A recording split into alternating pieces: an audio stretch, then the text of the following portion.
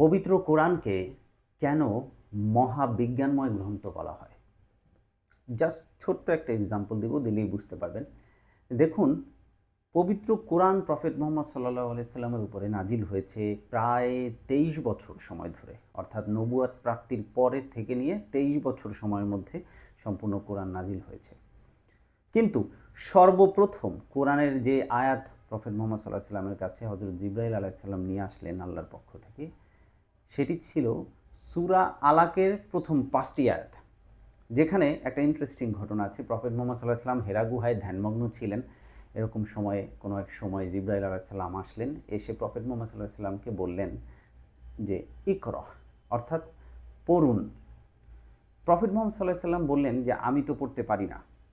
তখন জিবরাইল আলাইহিস সালাম প্রফেট মুহাম্মদ সাল্লাল্লাহু আলাইহি সাল্লামকে জড়িয়ে ধরে চাপ দিলেন এবং বিশ্বনবী সাল্লাল্লাহু আলাইহি সাল্লাম ব্যথা অনুভব করলেন।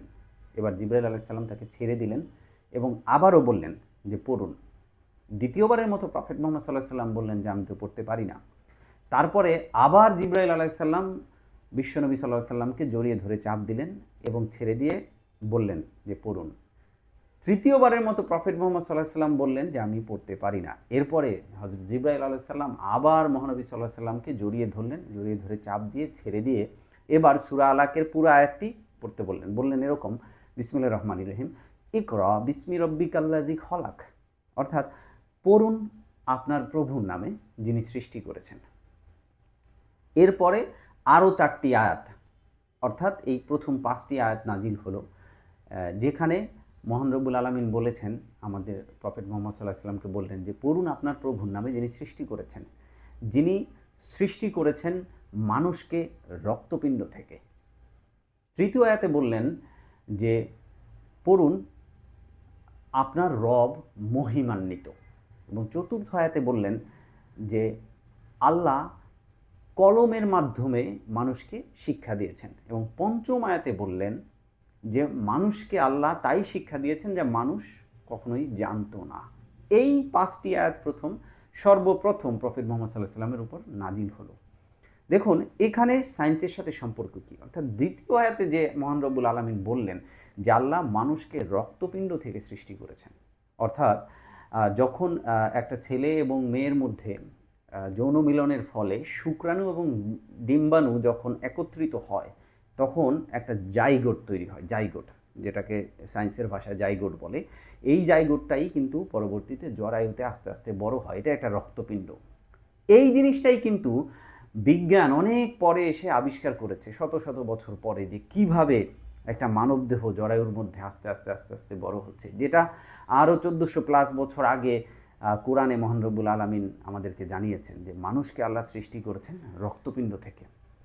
ইন্টারেস্টিং না, যে আরও কত শত বছর আগে আমরা এই তথ্য জেনেছি। এবং মহান রব্বুল আলামিন বলেছেন যে মানুষকে আল্লাহ শিখিয়েছেন কলমের মাধ্যমে, অর্থাৎ আমরা যখন কোনো নতুন কোনো জ্ঞান আহরণ করতে চাই, আমরা কোনো কিছু পড়ি, পড়ার পরে আমরা যখন লিখি, তখন কিন্তু আমাদের বেশি করে মনে থাকে। অর্থাৎ এটিও কিন্তু অনেক আগে থেকে বলা হয়েছে যে কলমের মাধ্যমে শিক্ষা দেওয়া হয়েছে, অর্থাৎ আমরা যত বেশি লিখব তত বেশি আমরা শিখব। রাইট? কত ইন্টারেস্টিং এবং কত সায়েন্টিফিক কথা এটা আমরা আরও যে প্রফেট মুহাম্মদ সাল্লাল্লাহু আলাইহি সাল্লামের মাধ্যমে আমরা জেনেছি, সেই 1400 বছর প্লাস, আরও অনেক আগে, শত শত হাজার বছর আগের কথা। দেখুন, তাহলে কোরআন কি সায়েন্টিফিক একটা বই না? অবশ্যই এটি মহাবিজ্ঞানময় গ্রন্থ। এবং এর পরের যে আয়াতে মহান রব্বুল আলামিন বলেছেন যে আমি মানুষকে তাই শিখিয়েছি যা মানুষ কখনো জানতো না, অর্থাৎ মানুষ জানে না এমন জিনিস আল্লাহ মানুষকে শিখিয়েছেন। এই যে প্রথম 5টি আয়াত মহান রব্বুল আলামিন জিবরাইল আলাইহিস সালামের মাধ্যমে প্রফেট মুহাম্মদ সাল্লাল্লাহু আলাইহি সাল্লামের উপর নাজিল করলেন, এটিই হলো কোরআনের সর্বপ্রথম কোনো সূরার অংশ বিশেষ যেটি প্রফেট মুহাম্মদ সাল্লাল্লাহু আলাইহি সাল্লামের উপর নাজিল হয়েছে। এবং দেখুন কত চমৎকার সায়েন্টিফিক এক্সপ্লানেশন এখানে রয়েছে। এজন্য কোরআন আসলে আমরা যখন পড়ি আমাদের উচিত বুঝে বুঝে, অর্থাৎ বাংলা অর্থ বুঝে পড়ার। আমরা যদি অর্থ বুঝে পড়তে পারি তাহলে কিন্তু আমরা দেখব যে কোরআনে কিন্তু আমাদের সম্পূর্ণ জীবন বিধানকে এক্সপ্লেইন করা হয়েছে, চমৎকারভাবে এক্সপ্লেইন করা হয়েছে। যেখানে আমরা বুঝতে না পারবো সেখানে আমরা হাদিসের হেল্প নিলে অবশ্যই বুঝতে পারবো। আর এই কারণেই কোরআনকে বলা হয় মহাবিজ্ঞানময় গ্রন্থ। মহান রব্বুল আলামিন আমাদের সবাইকে কোরআনের অর্থ বুঝে পড়ার তৌফিক দান করুক, এবং আমরা যেন এটার উপরে এই অর্থ বুঝে পড়ার পরে যেন আমরা সঠিকভাবে আমল করতে পারি। মহান রব্বুল আলামিন আমাদের সবাইকে সেই তৌফিক দান করুক। আমিন। সবাই ভালো থাকুন। আসসালামু আলাইকুম রহমতুল্লাহ।